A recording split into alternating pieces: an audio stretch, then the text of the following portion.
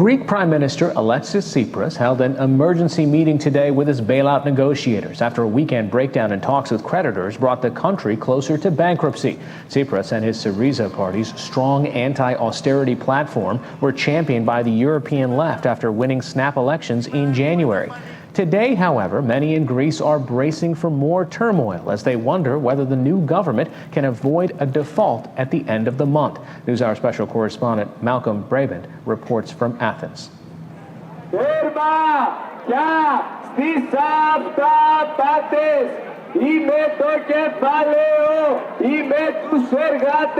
One of the largest demonstrations seen in years sent a clear message to the Greek government, the IMF and the European Union. We can't take any more. This dash for a free meal in central Athens epitomizes Greek pain and illustrates why the left-wing government of the Syriza party is resisting its creditors' demands to cut pensions further. The soup kitchen, organized by a Greek American from an evangelical church, was originally intended to help migrants from the developing world. But now many of its customers are Greeks who've plunged beneath the poverty line in a country whose safety net has rotted away and perished. Many don't know where they're going to get their next meal, if they will be evicted, so there's fear in their lives. And now with a 30-40% slash in those pensions, many of the people cannot make it through the whole month. So what we've seen an increase is elderly people who by the 15th, 18th, 20th of the month have run out of money, and they actually need this food. Very nice. Dimitris Barbas, who's 73 years old, is one of the most impoverished clients at the Second Evangelical Church of Athens. There isn't a crisis. There's still a lot of money about, and there are people who take this money and leave others without. The crisis is for the poor.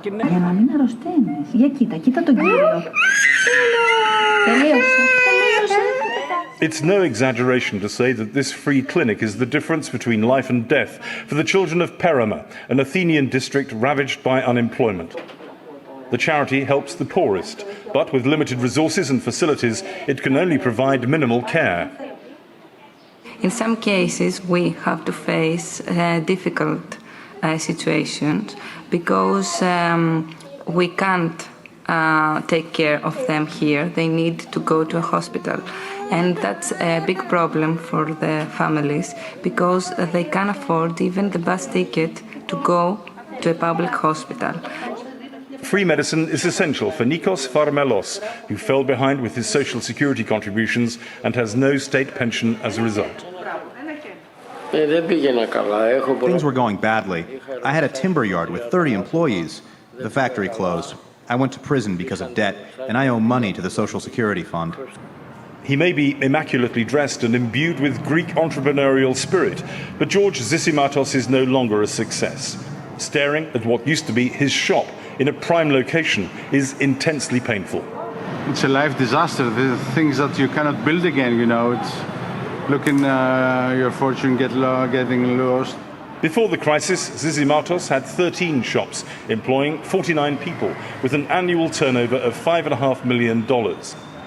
The lack of cash circulating has forced him down to one store in a side street. He could still go to jail and lose his home over tax debts. If this business collapses, there is no day after. It finishes. In Greece, you know, we don't have a nice second chance. The private sector is almost dying. We cannot find sources and liquidity. We cannot find products. So we have to do something, and we need time, and we need time to breathe. But time is running out. Greece has been teetering on the brink of total disaster for the past 5 years, and it's rapidly approaching the most important deadline of all. If it can't pay $1.8 billion to the International Monetary Fund by the end of the month, the country will be declared officially bankrupt. Yanis Varoufakis controls a national purse that is virtually empty. The Greek finance minister has infuriated international creditors by abrasively refusing to succumb to their demands. For 5 years now, the international community, and the Greek people in particular, have had enough of the Greek crisis. There have been extensions of the problem. We've been extending the problem and pretending we solved it. And it's about time that we had one agreement which is comprehensive, which comprises of three aspects. Firstly, serious reform. Secondly, a serious debt management program or debt restructure program. And thirdly, an investment package so that the Greek crisis goes away. There are some in Greece, however, who think the new government is overplaying its hand. The previous Conservative administration was much more conciliatory with the country's creditors. In late 2014, Athens posted modest positive GDP numbers. The former Prime Minister, Antonis Samaras, is damning about the Syriza government's negotiating tactics. The government promised a better deal to the Greek people while staying within the euro, but instead it looks that they are bringing a worse deal with another new bailout, or even bankruptcy. It promised that it would receive financial aid without a bailout, and it ended up extending the bailout without getting any money.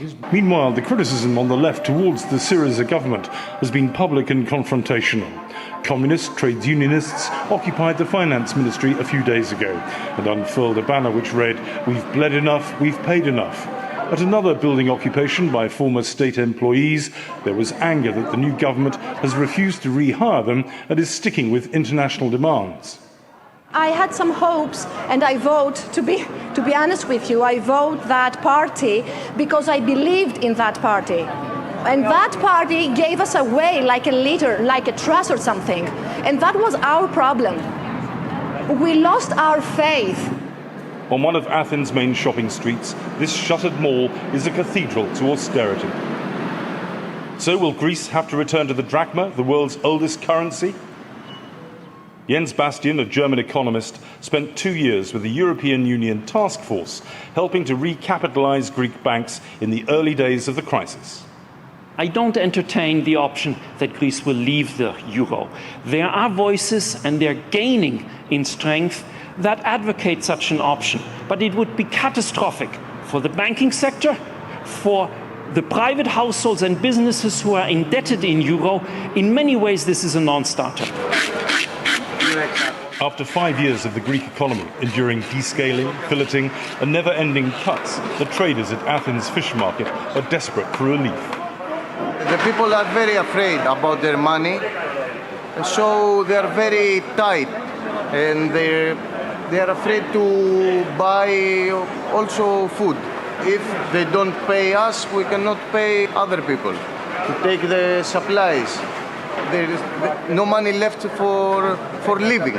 We are just working and pay. We are just transporting the money. The protesters' demands for resistance to the international creditors seem to outweigh recognition that unless Greece agrees to additional measures, it will not be able to access more than $8 billion from the bailout program to keep the country afloat and limit the continued flight of its youngest and finest. I fear how I will find a job, how difficult that would be. If there's a future here in Greece, because I want to stay. I mean, Greece, it's my hometown, my home country. I love it here. I want to stay. But I'm fearful for that. As Greece marches towards the abyss, the wise heads of the ancients are needed more than ever. For the PBS NewsHour, this is Malcolm Brabant in Athens. Three things I wish to bring out. Number one, please understand the economic impact. First of all, the voter no longer has any control, and neither does their local elected politicians. Because the moment that you take money from the International Monetary Fund, you accept their decrees, you accept their regulations. So you are, as a government, you are controlled by their policy, by their economic policy. Your political leader has no authority. As a matter of fact, if you check the history, that prime minister was taken out of office, and they did receive a bailout after they agreed to more austere measures. Number two, did you note what happens when individuals cannot buy? And I love the fact that they used a fish market. In a fish market, not only do you have to pay the fishermen, the boats, the individuals who go out and they sail out and they try to catch all of these fishes and all of the other items that you need, the fuel for the boats and everything else that you need, but you also need ice. So therefore, individuals who who make the ice, who cut the ice, who use the ice, all of these individuals have to be paid. Everybody. But think about fish rotting in the markets. Where are they going to pay? And if you fall behind on your taxes, what happens? Did you note Revelation chapter 13? Did you note Revelation chapter 13? The Bible in verse 16 says it clearly. The Bible says in verse 16, says it clearly. He calls us all, both small and great, rich and poor, free and bond, free and bond, free and bond. You could say slave, or you could say bond. The actual Greek term would be an indentured servant. I didn't have the time in our presentation, in the length of our presentation, the number of days.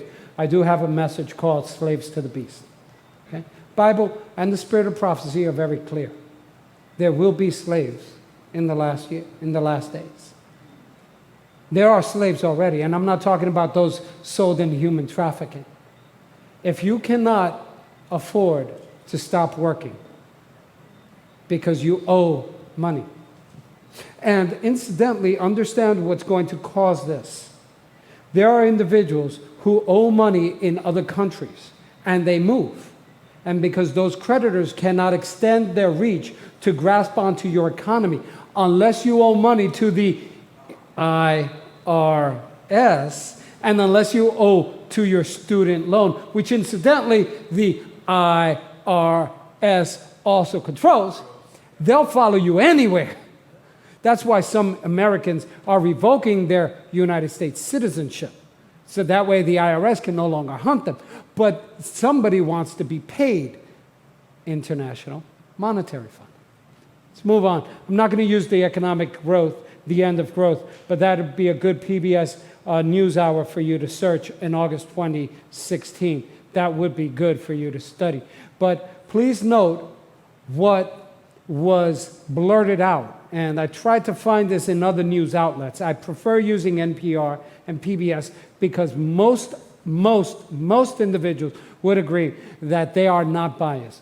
But this news clip I could only find in one place, and I wish to present it here. Just down the hall, at another House hearing, the top executives of the nation's 5 largest oil companies faced day 2 of questioning after their appearance in front of some senators yesterday. The dog and pony show continued with executives laying some of the blame for the high prices on the federal government and not allowing oil exploration in certain places like offshore waters or in a wildlife refuge in Alaska. James Rosen following this again for us tonight. Those executives had to sit there today while lawmakers called their salaries, quote, obscene. Got a bit heated, huh? Yeah, it did indeed, Shep, and never more so than when the California Democrat Maxine Waters challenged the president of Shell Oil, John Hofmeister, to guarantee the American people the prices they pay at the pump will go down if the oil companies are allowed to drill wherever they want off of U.S. shores. I can guarantee to the American people, because of the inaction of the United States Congress ever increasing prices unless the demand comes down, and the $5 will look like a very low price in the years to come if we are prohibited from finding new reserves, new opportunities to increase supplies. And guess what this liberal would be all about? This liberal will be all about socializing, would be about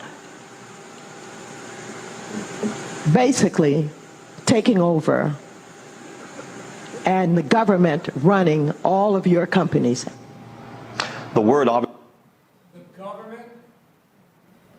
The government what? All everything the government will be running. This is what the Bible says is going to happen. When you are in tune with understanding how biblical prophecy works, when you understand it in the light and the time in which it was given, when you don't bring in other extraneous information, believing in a computer chip or things like that, you can understand truly what is happening. The Bible gives us clear-cut evidence of what the world is going to look like. And everybody knows it, except us.